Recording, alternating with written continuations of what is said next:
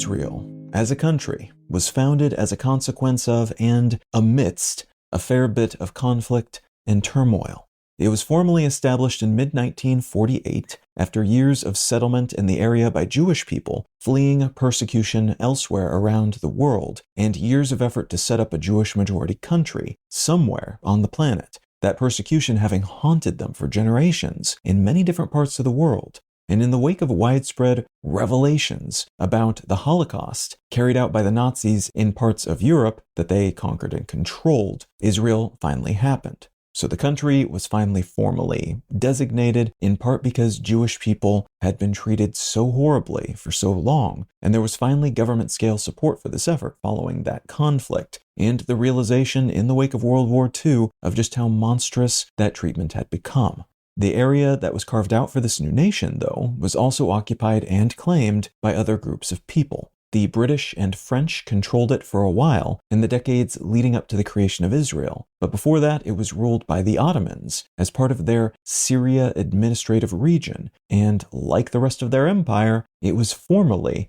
a Muslim state. Thus, what serves as a hallowed day worthy of celebration for Israelis, May 14th, Israel's National Day, commemorating their declaration of independence. For other people living in the region, that day is referred to as the Nakba, which translates roughly to the catastrophe, marking a period in which, beginning that year, 1948, about half of Palestine's population of Arabs, something like 700 to 750,000 people, either fled of their own volition or were forced to flee by Jewish paramilitary forces who moved in to clear out the locals leading up to the emergence of Israel at first, and then by the newfound Israeli military after the official formation of the country. Hundreds of Palestinian villages were destroyed, people who did not flee were massacred, and wells were poisoned to kill stragglers and to keep people from returning. Ultimately, about 80% of the Arab Muslim population in what was formerly British-held Mandatory Palestine, and which was a Muslim-majority region in a Muslim country before that,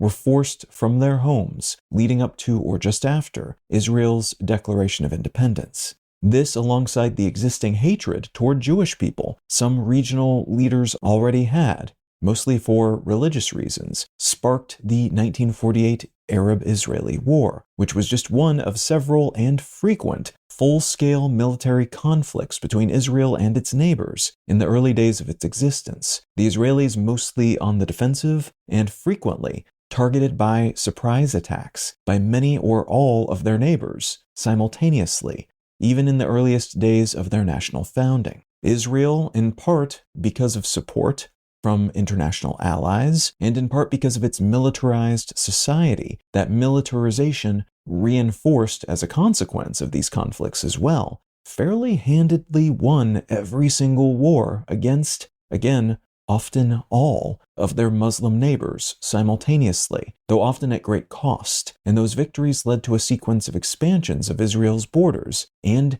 humiliations for their neighbors, which further inflamed some of those existing prejudices and fears. Israel has controlled the non-Israel territories of the West Bank, of East Jerusalem, which is part of the West Bank, and the Gaza Strip, all of them majority Muslim and collectively referred to as the Palestinian Territories, and they have controlled them since the aftermath of the Six-Day War, which was one of those aforementioned all of their neighbors attacking them all at once conflicts in 1967. Israeli settlers have slowly established militarized toeholds in these areas, kicking out and in some cases killing the folks who live on the land they take, which is against international law, but generally allowed by the Israeli government. And though these areas were governed by the Palestinian Authority beginning in the mid-1990s, the PA lost control of Gaza in 2006. A more militant group called Hamas taking over practical control in the area at that time, ruling through violence and threats of violence, basically, despite the PA continuing to claim that they run things there too. On October 7th, 2023, that more militant group that controls the Gaza Strip, Hamas, launched a sneak attack against Israel, hitting multiple areas along the Israeli border with the Strip, killing at least 1,139 Israelis and taking 252 people captive. Hamas said this attack was in response to Israel's abuses of the Palestinian people, historically and contemporarily, while Israelis generally see this as an unprovoked attack on mostly civilians by a terrorist organization. What I'd like to talk about today is the conflict that has erupted since that attack in early October of last year, where it looks to be going next, and some of the repercussions of it, locally and internationally, thus far.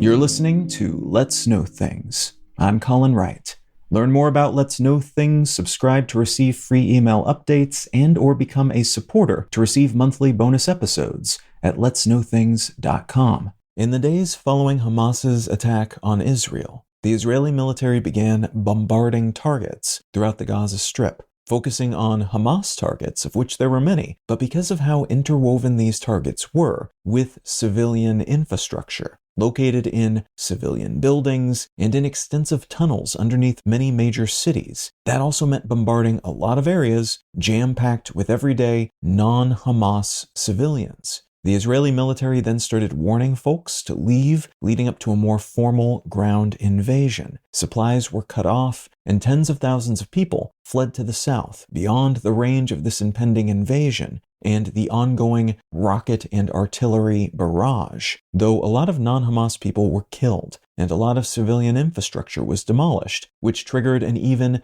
bigger exodus of people further south. Early on, Egypt warned Israel about forcing Palestinians across their shared border. Egypt is to the south of Israel, even as aid trucks, which typically entered the country via the Rafah Crossing along their shared border, were backed up for miles. The Israeli government disallowing those trucks' entry and the distribution of the aid they carried, saying they did not want it to support and sustain Hamas. In late November, a week-long ceasefire allowed around 100 Israeli hostages and 240 Palestinian prisoners held by Israel to be freed, and some aid was allowed into Gaza through that Rafah Crossing. In early December, Israeli forces had moved on from Gaza City to the southern city Khan Yunis, where Hamas soldiers and commanders were reportedly hunkering down and controlling events further north in the Strip. Hundreds of thousands of Palestinians who had fled south because of Israel's invasion of the north were forced to flee even further south, down into Rafah, which is the southernmost governing region of the Strip, where the city of Rafah and the Rafah Crossing, which connects Egypt and Gaza, are located. At this point, concerns held by Israel's allies, like the U.S., began to bubble up to the surface, ultimately voiced in public by the U.S. Defense Secretary, who surreptitiously warned the Israeli military about killing civilians, couching that warning in advice about establishing a lasting actual victory. The United Nations, which had already been warning about the civilian catastrophe that was unfolding in the Strip due to the nature of Israel's invasion and the bombardment of the region, including all that civilian infrastructure and all the civilian deaths that were piling up in Israel's pursuit of Hamas, also became more vocal around this time, warning about widespread slaughter and starvation, but also potential regional repercussions if Israel was not careful about how it treats Gazan civilians. The idea being that Israel was essentially slaughtering innocent people, even if it claimed it was not intending to, and that they were being used as human shields by Hamas. The UN was saying this could stoke more animosity from Israel's regional neighbors, which in turn could spark a broader conflict. As part of that campaign, the UN Secretary General invoked Article 99 for the first time since he took office, which led to a ceasefire vote in the Security Council, which failed because the US vetoed an otherwise near-unanimous vote, the UK's abstention, the only other non-yes vote on that matter. By early February of this year, Israeli Prime Minister Netanyahu indicated that he planned to invade that southernmost border city, Rafah, where a huge number of people already lived, but also where something like 1 million Palestinian civilians had fled because their homes further north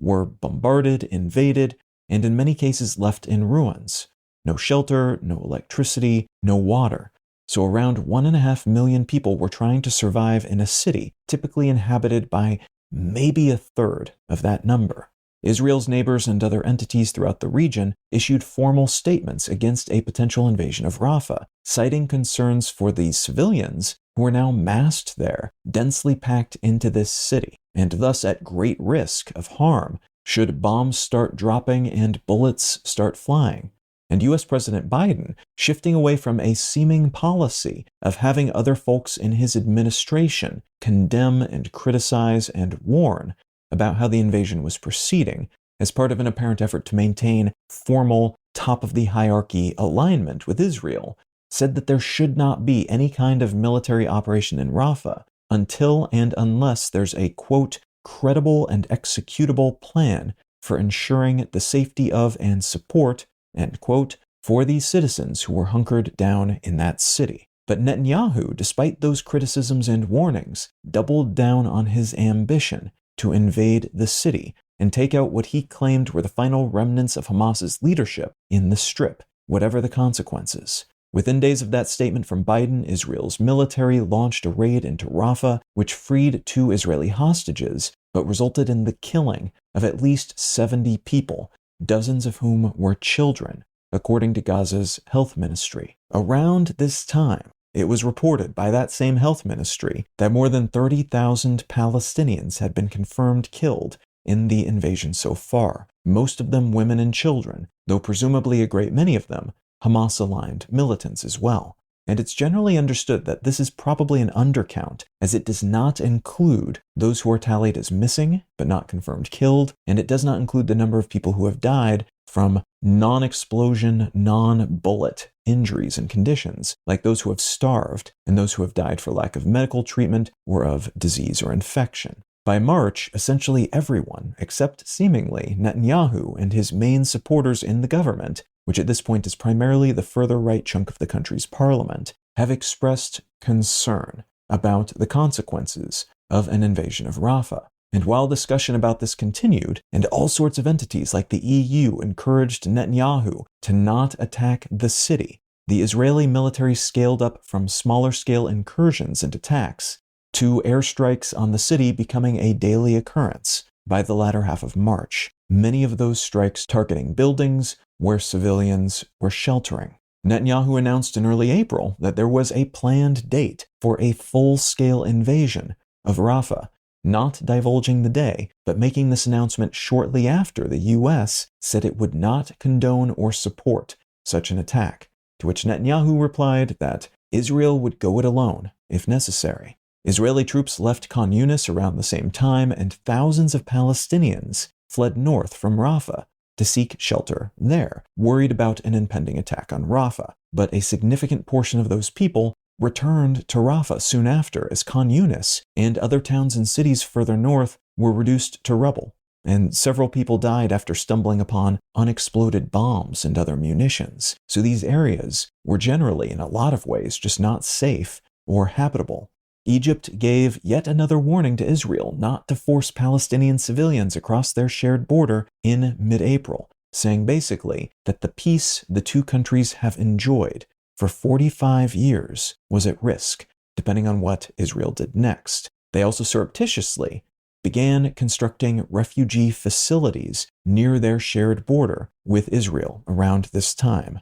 apparently just in case. Talks focused on a potential ceasefire, which were ongoing for months in Cairo, seemed to be on the verge of bearing fruit by early May, the newest version of that agreement offering a weeks-long ceasefire plus the release of more Israeli hostages and Palestinian prisoners in exchange for the removal of Israeli troops from Gaza and an eventual end to the war. And this looked very likely to happen, to culminate in an actual agreement, for about a day, as the agreement was based on wording that Israel's negotiators had favored, and the real question at that point was whether Hamas's representatives would agree to it, which they did. But the wording, indicating that this would be a step toward an end for the war, seems to be what kept it from happening. Netanyahu said ending the war was not an option until they had taken out the remaining members of Hamas's leadership in the area, which would require, he said, invading Rafah.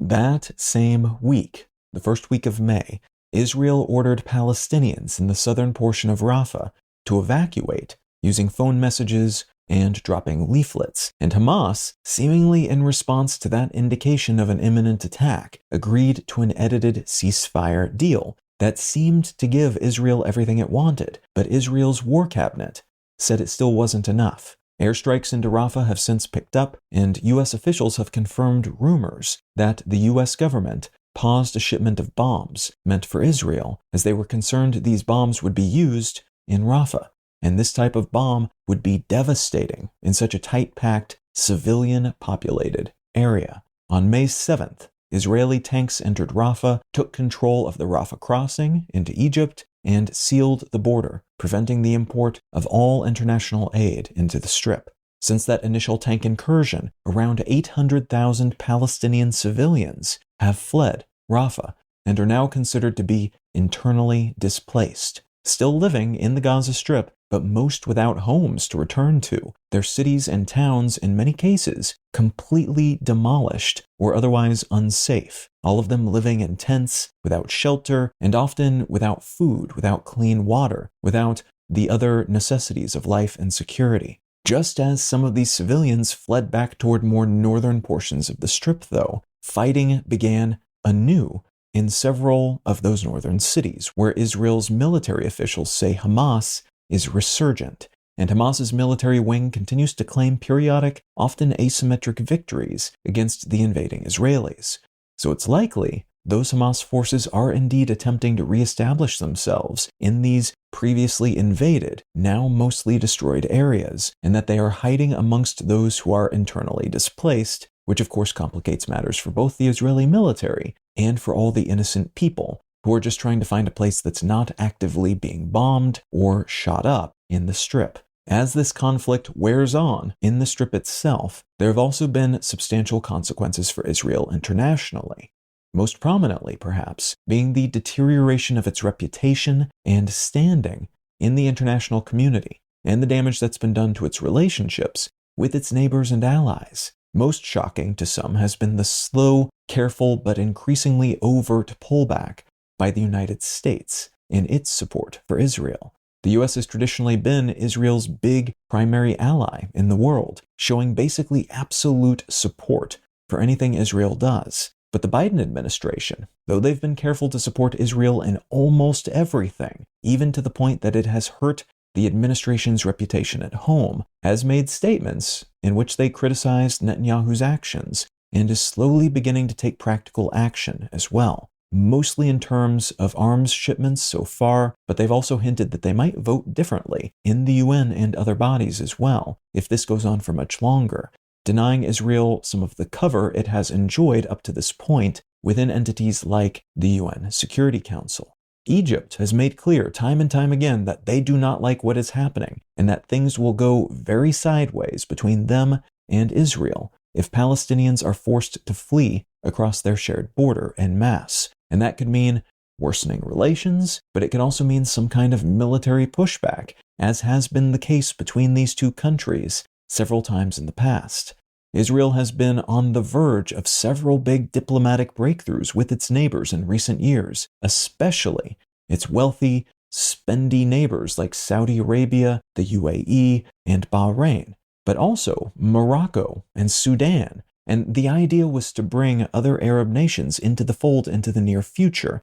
to basically normalize relationships, stepping back from a long-time war footing to increase trade, and to send diplomats to each other's countries. Normal relations between nations that have traditionally wanted each other dead as part of an effort to increase economic activity, but to also reduce tensions throughout the region. These relationships have become fraught, though, if not completely untenable, as a consequence of this invasion and how it's played out, in large part because of the solidarity these nations have, or at least they're having to perform outwardly, with the Palestinian people and their cause. In other words, this invasion does not just make things more complicated for Israel in the Muslim-majority territories they hold, it also likely makes things more difficult for them regionally, as those mutually enriching relationships throughout the Middle East disappear, and as some of those potential allies maybe become antagonists once more.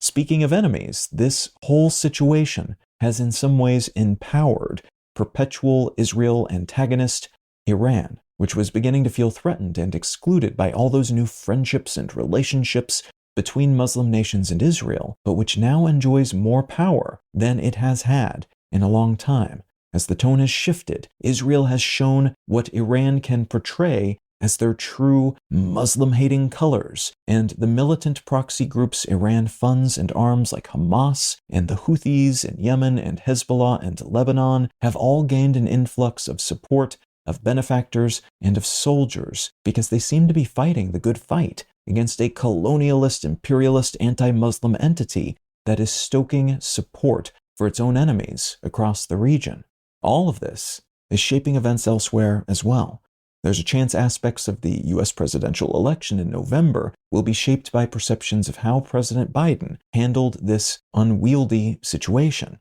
And we've seen sympathy protests and riots and attacks all over the place, with various groups and even whole demographics, especially young people, coming out in support of Palestinians in Gaza. This conflict has also increased the temperature of existing potential flashpoints, even leading to a direct exchange of missiles, rockets, and drones between Israel and Iran in mid-April. This renewed tension is heightening concerns that something could happen, something that would typically be shrugged off or negotiated away, that could then cascade into a Middle East-wide conflict. As I record this, for instance, it's just been reported that Iran's president and foreign minister have died in a helicopter crash on the way back from a meeting with representatives from Azerbaijan. This crash seems to be the result of bad weather conditions in treacherous, mountainous territory, but any upset to norms, anything that could be perceived as a potential attack, or framed that way by people with something to gain from that kind of chaos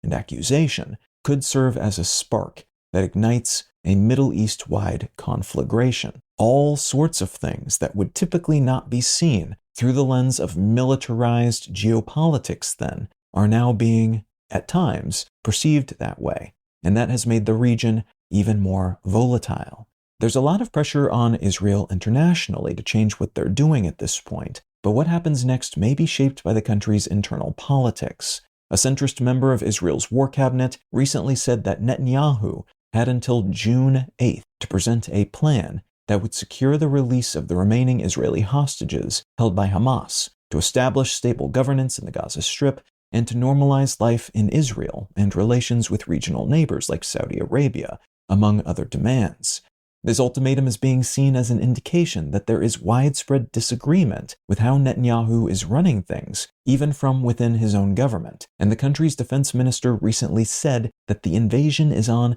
a dangerous course, worrying out loud that the government was attempting to establish military rule in Gaza permanently, which the defense minister sees as untenable and undesirable. So both the governing and military establishments of Israel seem to be unhappy with the state of things and where they seem to be headed, which could put additional pressure on the government to change course, or to put someone in power who is willing to do so if Netanyahu is not. By some assessments, Netanyahu is kind of locked into the path he's walking, as he's kept in office by the furthest right portion of the electorate, which, some portions of it at least, want to push even further and faster to pacify the Palestinian Territories, and maybe even Israel's regional neighbors, to do even more military attacking stuff than Netanyahu has done so far. One theory as to why Israel, and perhaps Netanyahu more specifically, are taking this particular path, though, is that,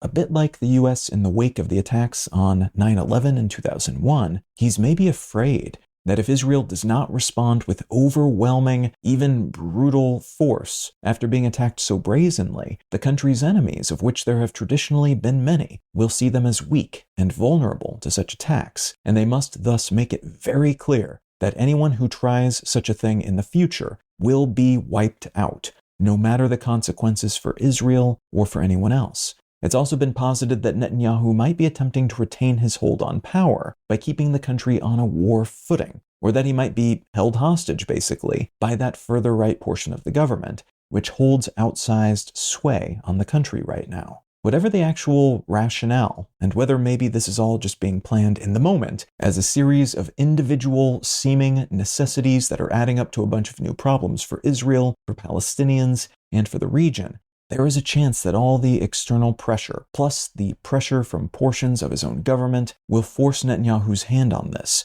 nudging him toward finding an off-ramp from the invasion as it stands today, which will likely take the shape of some kind of negotiated ceasefire, an exchange of hostages and prisoners, and then a series of meetings and agreements that will establish new governance of some kind in Gaza. But it's also possible that this conflict will drag on as Hamas continues to harass Israeli forces, retreating and engaging in partisan warfare in formerly invaded parts of the Strip, resulting in something akin to what the US faced in Afghanistan for years and years before finally deciding to pull out. The initial arguable military success of the post-9/11 invasion of that country, lost to the persistent frictions of sustained partisan warfare and a slow depletion of international support, resources, and reputation.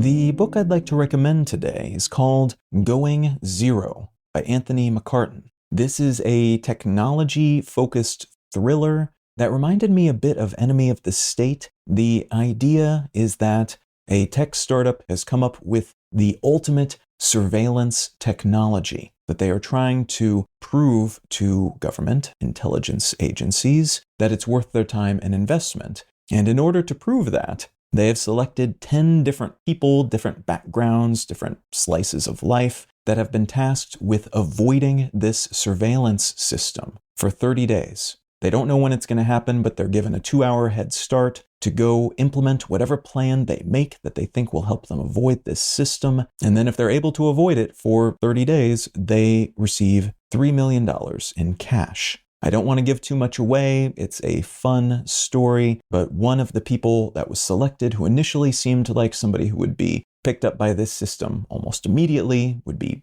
easy to knock out from the runnings, a librarian who is unassuming and who seemingly doesn't have any training or anything that would make her good at this type of surveillance system dodging, presents this company with a much bigger challenge than they were expecting. Now, if any of that sounds interesting to you, consider picking up a copy of Going Zero by Anthony McCarten. You can subscribe to receive email updates, find show notes and other such content, and support this show financially, receiving additional bonus episodes as a thank you at letsknowthings.com. Learn more about me and my work at Colin.io. Subscribe to my other news-focused podcast, One Sentence News, wherever you get your pods, or at onesentencenews.com. And say howdy on social media. I'm at Colin is my name on Instagram and Twitter, and Colin Wright on Facebook and YouTube. Thank you so much for listening. I'm Colin Wright, and I'll talk to you again next week.